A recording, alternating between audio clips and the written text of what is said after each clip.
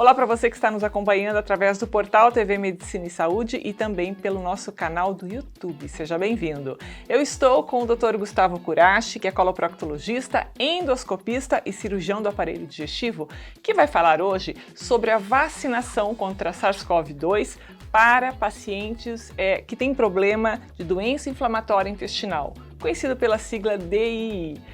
Recentemente saiu um material bem explicativo, editado aí pelo GEDIB, que é o Grupo de Estudos da Doença Inflamatória Intestinal no Brasil, que emitiu um comunicado contendo a opinião de um grupo de especialistas para sanar as dúvidas dos portadores desse tipo de doença. Tudo bem, doutor Gustavo? Seja bem-vindo. Tudo bem, Soraya. Obrigado. Doutor Gustavo, você faz parte desse grupo, do GEDIB, e a gente sabe que no Brasil foram aprovados para uso emergencial as duas vacinas, a da AstraZeneca e também da Sinovac. No entanto, existem potenciais preocupações em relação às recomendações de vacina para alguns grupos específicos. E aqui a gente está falando do grupo de doença inflamatória intestinal. Esse tipo de paciente, ele deve ser priorizado nos grupos de distribuição de vacinação? Antes eu queria que o senhor explicasse um pouquinho sobre esse paciente, sobre o perfil dessa doença. Então, a doença inflamatória intestinal, ela engloba duas doenças principalmente, que é a retocolite ulcerativa e a doença de Crohn, no qual, por uma desorganização do sistema imunológico, essas pessoas têm uma inflamação contínua no intestino.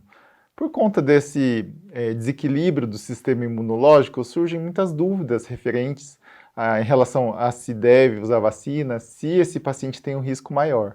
Então, esse grupo de especialistas, assim como muitos artigos e pesquisas, avaliaram esse perfil de paciente. Apesar desse sistema imunológico ser um pouco desequilibrado, algumas das medicações que são utilizadas para o tratamento dessa doença também causarem uma queda da imunidade parcial. Apesar de tudo isso, esses estudos comprovaram que não existe um risco maior desses pacientes adquirirem o COVID, o COVID-19, nem terem mais complicações do que a população geral. Por conta disso, não existe uma recomendação deles serem inclusos como pacientes especiais ou prioritários nesse caso. Ah, certo, perfeito. Doutor, o senhor estava falando sobre isso. A imunossupressão, ela afeta a eficácia da vacina? Então, em primeiro lugar, talvez explicar o que é imunossupressão. A imunossupressão é aquilo que eu falei sobre o tratamento. Quando a gente utiliza uma medicação, principalmente nesses casos, a gente busca equilibrar essa imunidade. A imunidade desse paciente que muitas vezes está acima do normal, então a gente busca equilibrar. E esses medicamentos vão causar uma redução da imunidade, isso que a gente chama de imunossupressão. Isso é utilizado também em pacientes que sofreram por transplante de órgãos, pacientes que têm alguma doença reumatológica. Então esse tipo de medicamento é utilizado em várias outras doenças, inclusive na doença inflamatória intestinal. Então, assim, apesar da imunossupressão, ele não causa problemas em relação à vacina, nem também em relação à doença, como a gente tinha comentado anteriormente. Certo. E você já falou que não há motivo para que se torne um paciente prioritário nessa questão da vacina, mas tem alguma preocupação de segurança em relação à vacinação para esses pacientes, doutor? Existe uma preocupação porque a utilização de alguns medicamentos para o tratamento da doença inflamatória intestinal, em algumas outras vacinas, reduziam um pouquinho a eficácia. Principalmente a vacina da pneumonia, a pneumocócica. Certo. Mas ainda a gente não tem estudos assim suficientes para dizer, mas aparentemente não tem preocupação em isso reduzir a eficácia.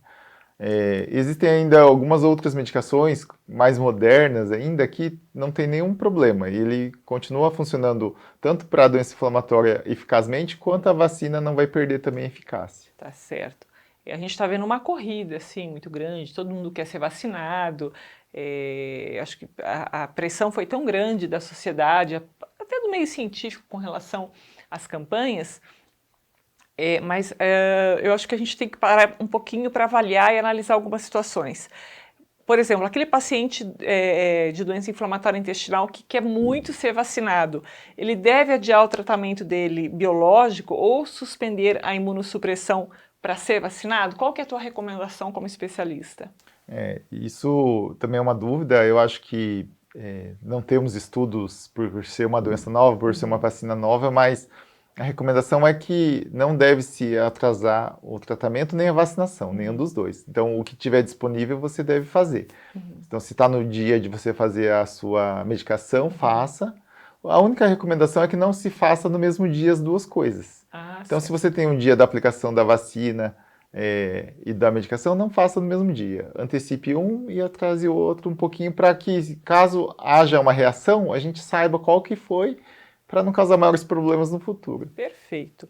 Gente, lembrando que esses novos dados podem estar disponíveis em poucas semanas, né? Muita coisa está mudando, novas vacinas podem chegar também, né, doutor Gustavo? Portanto, essas recomendações podem mudar também. A gente vai trazer mais informações para vocês em primeira mão. Vocês podem seguir também, acompanhar o trabalho do doutor Gustavo, que é médico da Gastroclínica Cascavel, seguindo o doutor Gustavo no Instagram, está aparecendo aí o endereço dele, né, para vocês seguirem, e também da Gastro Cascavel. Tem muita coisa boa lá, muita informação boa diariamente também, né, doutor Gustavo? Sim, estamos tentando sempre informar o máximo que a gente puder. E pode mandar pergunta para você também, né? Pode também. Então tá certo. Obrigada mais uma vez por sua participação. Uma boa semana, doutor. Obrigado. Para vocês, uma ótima semana e até a próxima.